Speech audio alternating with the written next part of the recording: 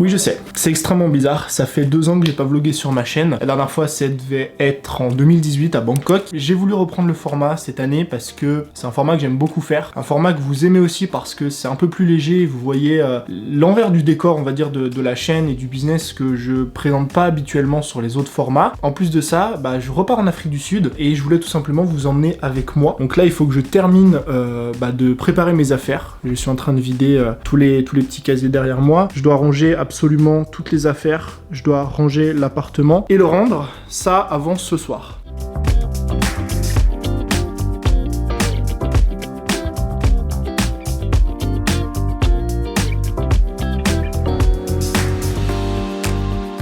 Alors je vais en profiter pour vous montrer mes affaires parce que je sais que ça intéresse beaucoup de personnes et maintenant j'arrive à faire rentrer absolument tout mon matos dans une seule grande valise. Dans la partie gauche j'ai tous mes vêtements, donc ça tient dans 2 box comme ça avec mes chaussures de sport, une paire de sandales et ici une autre paire de chaussures que je vais vous montrer qui sont en fait super fines, elles rentrent facilement du coup dans la valise. Et à droite ici j'ai tout mon matos, donc j'ai ma lumière ici, ma softbox, mes 2 trépieds, mon drone, mes bouquins et après j'ai ma Scarlett pour l'audio. Et là-dedans, j'ai mon micro avec quelques lumières. Avec le temps, j'ai pris l'habitude de garder les boîtes à chaque fois. Pourquoi? Parce que ça permet en fait de préserver le matériel que j'emmène avec moi. Là, par exemple, la Scarlett, c'est 200 €, le Shure, c'est 300 €, la caméra, par exemple, c'est 2000 €. Et si je couvre pas ça, étant donné qu'en avion, les valises, c'est tout le temps malmené au possible, j'arrive souvent en fait à destination avec des objets cassés. Et du coup, là, et de 1, ça les protège, et de 2, ça permet d'un petit peu mieux imbriquer un peu comme un Rubik's Cube dans la valise. On peut pas passer les frontières avec un antigène, quoi. Ouais. Ni passer les frontières, ni prendre... Défoncer le nez. Oh putain.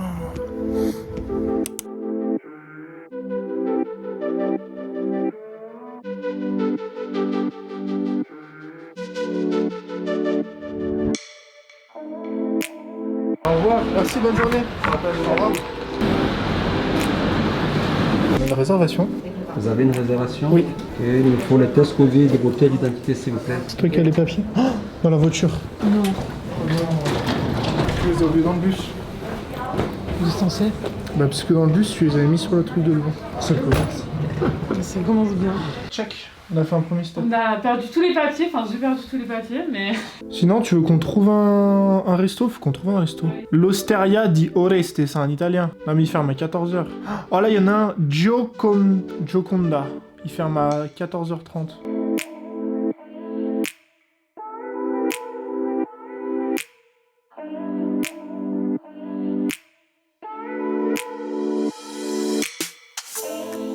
Bon, il y a déjà 2 personnes à côté de nous qui se sont fait refuser le vol. Il y a un couple qui devait transiter aux États-Unis, qui n'avait pas rempli un petit papier de visa et qui se sont fait en fait stopper directement au départ de Genève. Et une femme qui devait rentrer aux États-Unis, qui avait un test PCR qui n'était pas valable parce qu'elle l'avait fait trop tôt, je crois, un truc comme ça. Et du coup, pareil, refuser l'avion. Donc j'avoue que c'est un peu stressant en fait. Il y a tellement de choses à faire. Il y a des tests PCR, il y a des papiers à remplir, etc.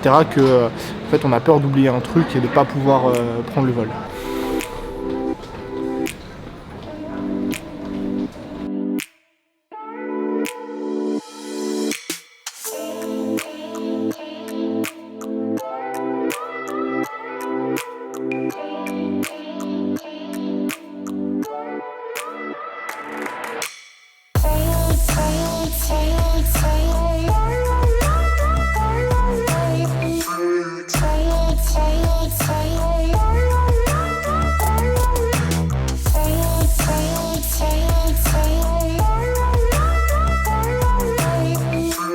Bon, comme tous les premiers jours, dès que je m'installe, va falloir aller faire 2-3 petits trucs. M'inscrire à la salle de sport, manger, très important, faire quelques courses, etc. histoire qu'on soit bien installé. Et en rentrant tout à l'heure, je vous ferai un petit room tour.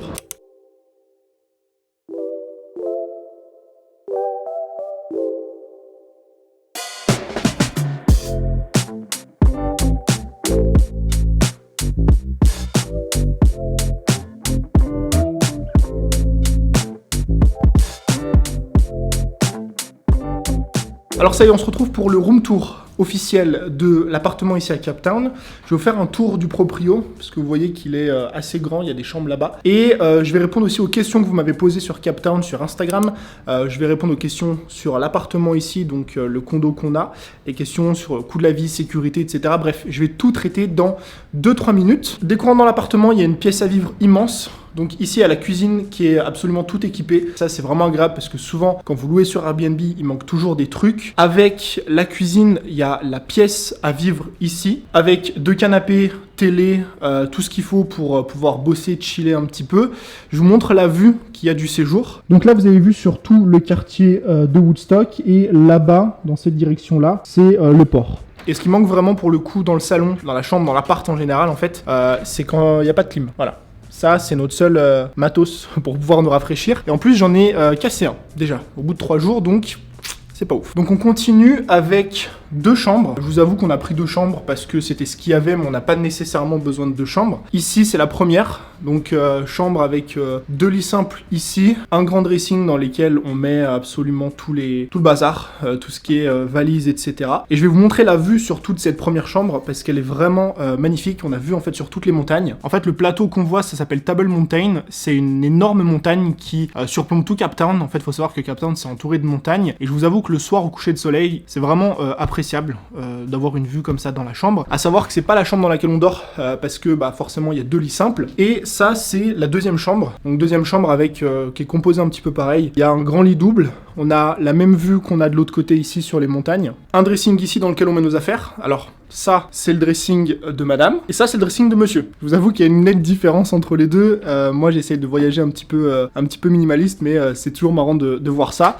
Et pareil, une salle de bain ici. Donc je vous avoue que c'est cool d'avoir 2 salles de bain différentes, même si on n'est que 2. Donc maintenant, je vais répondre à vos questions. On va d'abord parler de l'appartement. Du coup, comment est-ce qu'on se loge ici à Cape Town? Qu'est-ce qu'il y a d'inclus?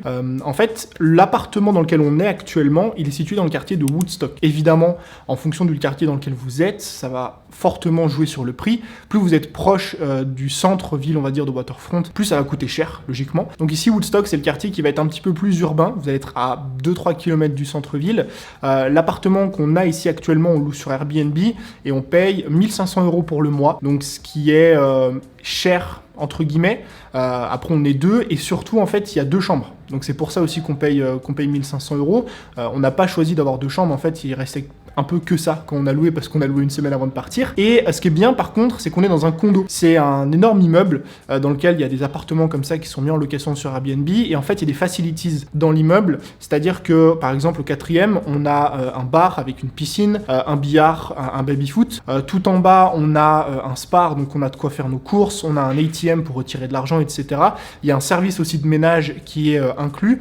Donc ce qui est bien, c'est qu'en fait, vous avez d'autres services. C'est pas comme si vous louez un Airbnb comme ça. De votre côté, il faut vous débrouiller tout seul. 1500 € pour 2 ici, pour un 2 chambres, et on n'est pas vraiment dans le centre-ville, on est un petit peu excentré. Voilà plus ou moins combien ça coûte pour le logement. Deuxième question qui m'a été posée ici, quel est le coût de la vie? Donc je ne vais pas parler de la partie appartement, parce que c'est fait, mais clairement l'appartement et le logement, c'est votre plus grosse dépense ici. Concernant la bouffe, pour moi, c'est le deuxième facteur, enfin le deuxième secteur de dépense, parce que clairement, je mange beaucoup, et je mange très souvent, et je mange beaucoup en extérieur.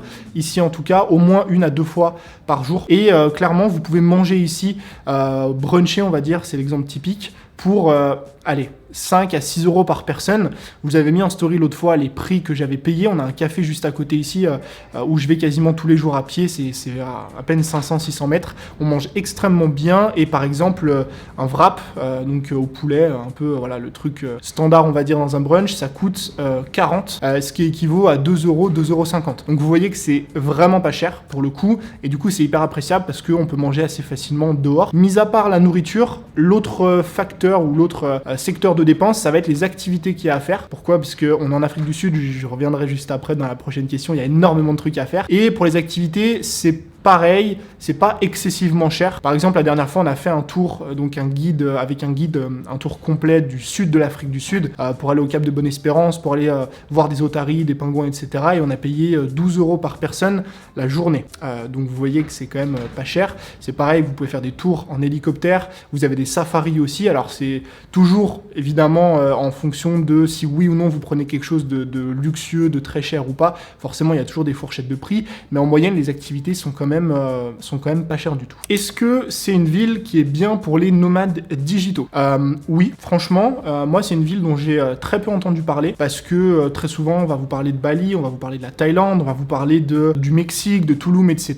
Moi ça fait quelques mois maintenant qu'il y a plusieurs personnes qui viennent ici, qui m'en parlent et je me suis dit pourquoi pas essayer. Et honnêtement, c'est une ville qui est totalement faite pour les digital nomades parce que on a un coût de la vie qui est peu cher. On a ici une vibes qui est une vibes un petit peu comme on peut retrouver dans des pays comme Bali ou le Portugal où on a l'océan, on a la mer, il fait beau, il fait chaud tout le temps.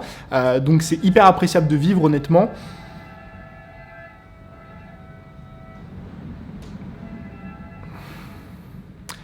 C'est hyper appréciable de vivre, sauf quand tout le monde klaxonne. Bref, il y a aussi de bonnes facilities, donc c'est-à-dire des commodités. Il y a beaucoup de coworking, il y a beaucoup de cafés dans lesquels on peut bosser. En général, les cafés ont une bonne Wi-Fi. Donc, honnêtement, ouais. Moi, je pense que c'est un bon spot pour digital nomade et je suis convaincu que ça va se développer de plus en plus au fil des années. Question suivante qui m'a été, je pense, la question la plus posée. Est-ce que ça craint d'aller en Afrique du Sud? C'est-à-dire, est-ce que c'est dangereux au niveau de la sécurité? Comment ça se passe? Non seulement c'est une question qui m'est beaucoup revenue en fait sur Instagram, mais aussi dans mon entourage. Quand je parlais aux gens autour de moi, que je disais, voilà, je vais aller en Afrique du Sud, passer quelques mois. Première chose qu'on me disait, c'est, ouais, mais attends, l'Afrique du Sud, ça craint pas, etc. Et en fait, moi, j'avais jamais entendu que c'était quelque chose qui craignait. J'avais toujours entendu parler de l'Afrique du Sud pour les paysages, pour les safaris, etc. Et en fait, j'ai tapé sur Internet, par curiosité, villes les plus dangereuses du monde. Alors, c'est à ne pas faire, vraiment. C'est juste que je me suis dit, bah, je sais pas, je vais regarder. Et c'est vrai que vous retrouvez quand même beaucoup de fois les villes d'Afrique du Sud, notamment Johannesburg, Cape Town aussi, je crois qu'elle est classée 15e ou un truc comme ça. Donc c'est peut-être ce qui fait peur aux gens, mais quand vous fouillez un petit peu plus les articles, déjà vous vous rendez compte que par exemple Marseille est classée 5e, alors que je pensais pas du tout. Pour vous donner un ordre d'idée, Cape Town, ville dans laquelle je suis actuellement, elle est classée 15e. Et aussi, c'est un classement qui est fait en fonction du nombre d'homicides, etc. Ça prend pas en compte le pourcentage de population, enfin bref, il y a plein de choses à prendre en compte. Du coup, je suis venu avec une appréhension ici en Afrique du Sud de me dire est-ce que c'est sécurisé, pas sécurisé, etc. Et en réalité, moi personnellement en tout cas, je me sens pas en insécurité. Quand je dis insécurité, c'est-à-dire en danger, etc. Je sors dans la rue, je me sens pas en danger. Je vais au café, je vais marcher tranquillement dehors, sans aucune pression. Après, je parle pour moi, parce que je suis un homme, parce que je fais 1m86, je fais 92 kilos, donc peut-être que c'est quelque chose aussi qui peut jouer en ma faveur, hein, je me doute bien. Après, évidemment que ça va dépendre des quartiers dans lesquels vous allez sortir, de l'heure à laquelle vous allez sortir. Forcément, si vous allez dans un quartier qui est peu fréquenté, qui est un petit peu reculé de la ville, qui est dans une banlieue, où, je sais pas moi, il y a des gangs, où il y a de la drogue, ou j'en sais rien, je dis ça comme ça, ça va craindre un petit peu plus que si vous vous baladez en plein centre-ville. Je vais arriver en plein centre-ville. Mais ça, j'ai envie de vous dire, c'est un peu comme tous les pays du monde et toutes les villes du monde. Il y a forcément des villes en France, moi, dans lesquelles j'irai pas me balader, ou en tout cas, j'irai pas me balader dans certains quartiers de villes en France. Donc je vois pas pourquoi j'aurais plus peur ici que j'aurais peur en France. Donc voilà, moi, c'est à titre personnel, vraiment. C'est ce que j'ai vécu pour l'instant depuis un mois quasiment qu'on est ici. Après, voilà, je me doute qu'il y a d'autres personnes qui vivent les choses un petit peu différemment. Ce qui est bien, je mets des guillemets, ce qui est bien, dans le centre-ville par exemple, c'est que vous avez énormément de sécurité. Vraiment, tous les 5 mètres, vous avez une personne qui gère la sécurité, en fait, ce qu'ils appellent sécurité citoyenne. Donc c'est des gens qui sont dehors, en fait, c'est comme des policiers, on va dire, mais pour la rue. Alors quand je dis que c'est une bonne nouvelle, ça rassure parce que du coup, vous savez que plus ou moins vous êtes en sécurité, mais je mets des guillemets parce que ça veut dire quand même que c'est quelque chose qui craint. Vous voyez pas ça en France. Mais voilà, bref. Pour la sécurité, moi, je trouve que ça va, c'est juste forcément en fonction du quartier dans lequel vous allez aller. Je vous conseille d'aller dans les quartiers du centre-ville, type Waterfront, type Sea Point, Camps Bay. C'est des quartiers qui sont vraiment bien en général en ce qui concerne la sécurité. Et dernière question, qui n'est pas une question, c'est une affirmation du coup d'une personne qui me dit qu'elle adore cette ville. Et en fait, je voulais vous en parler. Pourquoi ? Parce que vraiment, on m'a jamais parlé d'Afrique du Sud ou Cape Town, c'est pas une ville ou un pays dont on m'a beaucoup parlé, surtout en termes de tourisme et de voyage. Et honnêtement, depuis que je suis arrivé ici, je trouve ce pays incroyable. Ne serait-ce qu'à Cape Town, qui est une ville du coup très grande, vous avez beaucoup de faune et de flore autour, vous avez plein de choses à visiter. On a eu la chance quand on a visité le sud de l'Afrique du Sud, Cap de Bonne-Espérance, de voir des otaries à fourrure, que j'avais jamais vu d'otarie de ma vie, de voir des pingouins en été sur une plage, et pareil, j'avais jamais vu de pingouins, je trouve que c'est incroyable. Et la semaine prochaine, on part en safari, c'est un peu sur ma bucket list de ma life, partir en safari, donc c'est un safari privé, où justement, normalement, il y a un peu le Big Five, éléphants, etc., lions, girafes, enfin bref. Je vous emmènerai, je vous rassure, en vlog, mais voilà, je trouve que c'est un pays, honnêtement, qui est sous-coté, clairement, et il y a énormément de choses à faire ici, et de très très belles choses. Donc voilà, j'espère que ce petit mini-vlog d'introduction à l'Afrique du Sud vous a plu. Semaine prochaine, je vais vous filmer un nouveau vlog où je vais justement faire ce fameux safari, donc abonnez-vous si vous ne voulez pas louper cette vidéo, et les autres vidéos de la chaîne. Je vous dis à très vite, portez-vous bien, c'était Tony, ciao. J'allais sortir et je me suis rendu compte qu'il y a un truc dont je vous avais pas parlé ici.